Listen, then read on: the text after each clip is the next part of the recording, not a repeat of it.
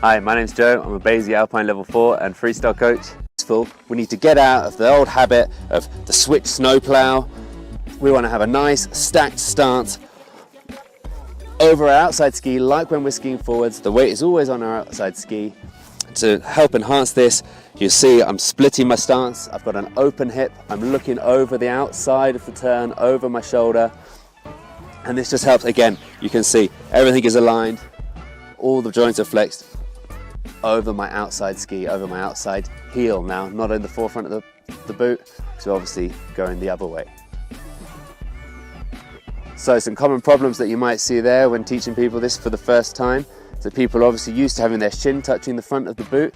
This overloads like the back of the ski now, the nose of the ski, and they're sliding out into a switch snowplow, all the weight's on the wrong side. To encourage this, we're going to again encourage people to stand more upright, like we said, shifting the weight over the heel and splitting that stance again, opening the hip. The same goes for when you see people looking under their arm, trying to see where they're going. Again, we're looking over the shoulder again. It's this rotational separation that comes into it, and it just opens up everything.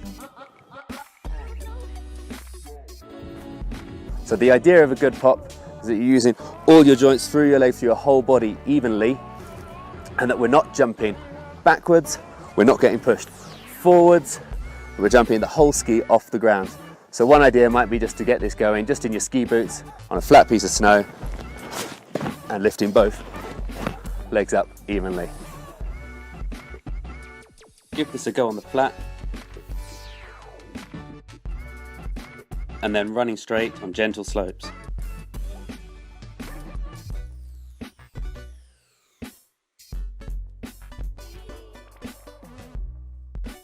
Once you're comfortable popping on flat terrain, it's a good idea to then start getting your clients or yourself start using little side hits, as we call them. So it might be a little mogul in the piste, it might be a ridge at the side of the piste before you actually go to a jump. Now the importance here is the timing.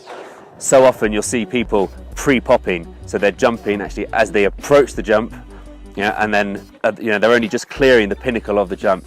So trying to give people ideas of counting down, the idea that you're fully extending only right at the very top of the jump to get maximum air time, and hopefully they're going to then start feeling that little bit of hang time at the pinnacle of the jump before they come down into the landing again. Once you've mastered a pop on flat terrain, you can also play around with ollies and nollies. The ollie being the loading up of the tails, jumping off the back and landing forwards on the front of the nose again, and the nollie being the reverse, loading up the front of the nose of the ski, popping and landing flat on the back again. Although we don't really use these a lot in the park at the moment, especially at this sort of entry level, it's great skills to have and just to help people find the center of their ski again. So they know one is far back, one is far forward, and the pop that we're all looking for the kickers is right in the center of the ski.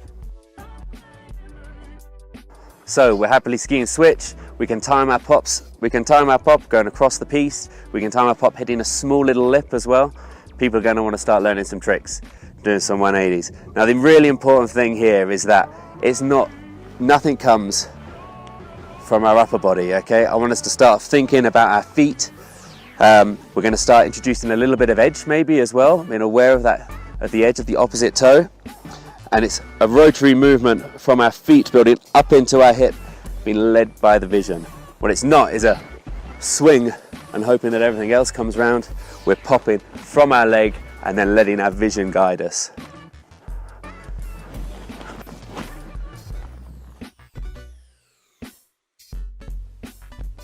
Try this in a traverse, spinning up the hill before moving on to side hits.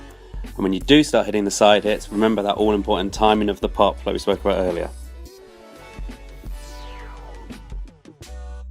One thing to note before you introduce buttering to your clients is their binding setup and din setting. You'd expect it to be set up by a shop at least an expert level so that they don't pre-release from the heels and end up falling on their face. When starting to butter, remember you're trying to get your center of mass over the front side of your ski in order to bend the ski. So refer back to the skills and knowledge that we did when we were ollieing and nollieing. The main thing really is just finding that flex point in that ski, being able to find that consistently.